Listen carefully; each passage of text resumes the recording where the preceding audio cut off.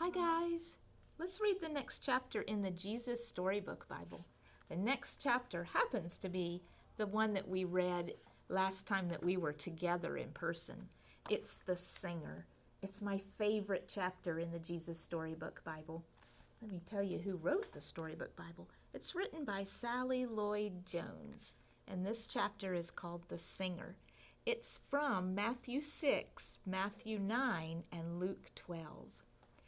Wherever Jesus went, lots of people went too. They loved being near him. Old people, young people, all kinds of people came to see Jesus. Sick people, well people, happy people, sad people, and worried people. Lots of them, worrying about lots of things. What if we don't have enough food or clothes? Or suppose we run out of money? What if there isn't enough and everything goes wrong and we won't be all right? What then? Are those the same things that we are worrying about right now? I think so. Same thing that people worried about in Jesus' time. So here's what Jesus did. When he saw all the people, his heart was filled with love for them. He thought they were like a flock of little sheep who didn't have a shepherd to take care of them. So Jesus sat them all down and he talked to them. The people sat quietly on the grassy mountainside and listened. From where they sat, they could see the blue lake glittering below them and little fishing boats coming in from a night's catch. The spring air was fresh and clear. I think it's easier to not worry when you're outside looking at God's creation. So Jesus told all the people to just sit down and be quiet and listen. And so they did. That's a good thing for us to do too, just to be quiet and listen to what Jesus says.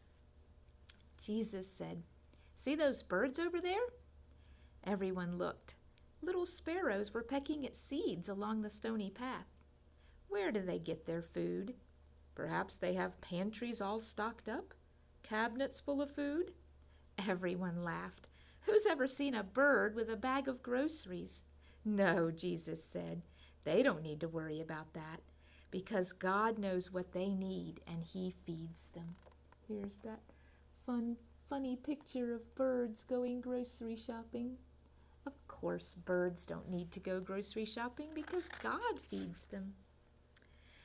And Jesus said, "What about those flowers over there?" Everyone looked. All around them, flowers were growing. Anemones, daisies, pure white lilies. Where do they get their lovely clothes? Do they make them? Or do they go to work every day so they can buy them? Do they have closets full of clothes?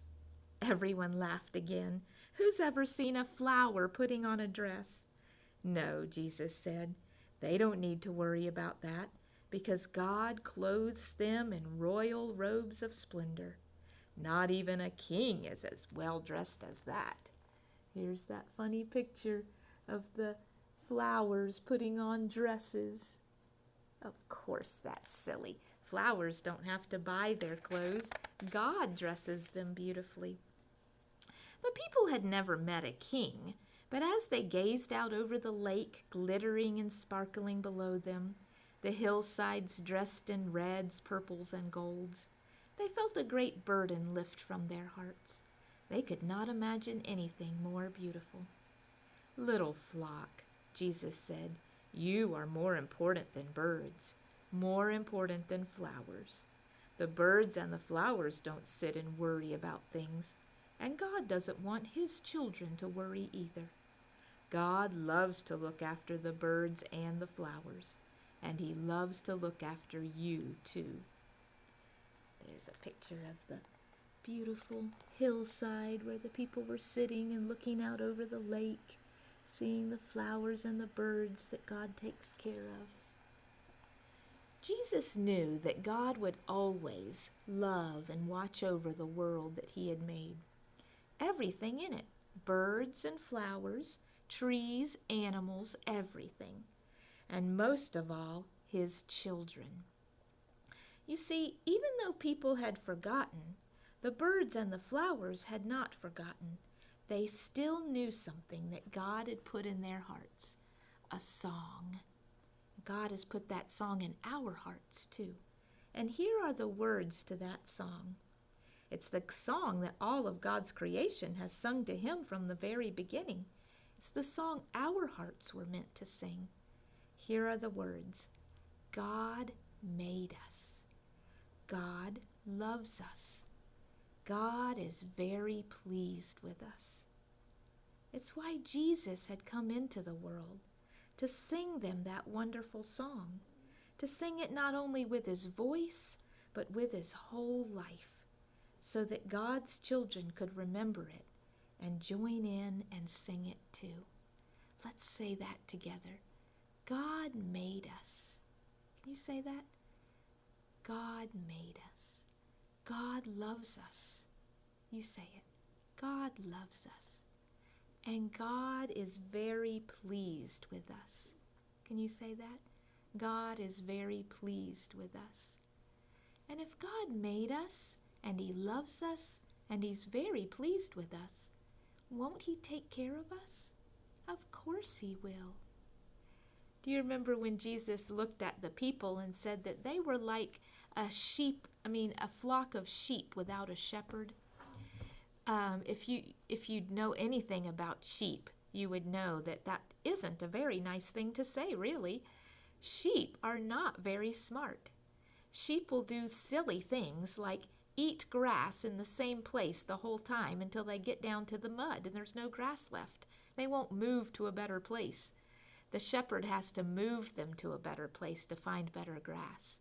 Or they'll do something like think that the grass on the other side of the fence is better than the grass on their side, and they'll get stuck in the fence trying to get through to get that grass that they think is better. Or they'll be afraid of fresh running water like a stream. They think, oh no, we're going to get washed away if we fall into that stream. And they won't go in and drink the fresh water from the stream. And the shepherd has to lead them to a place where the water is calm and still so they won't be afraid and they'll drink the fresh water. Sheep are very silly. And Jesus said that we are often like that. We are afraid of things we shouldn't be afraid of. We want things that we think are better than what God has given us. We are afraid of the good things that God has given us. And we need a shepherd. And Jesus says that he is our good shepherd. He helps us to go where we need to go. He helps us to have the things we need. He helps us not to be afraid of things. I'm glad Jesus is our good shepherd. We do not need to worry. So I will see you later. Bye-bye.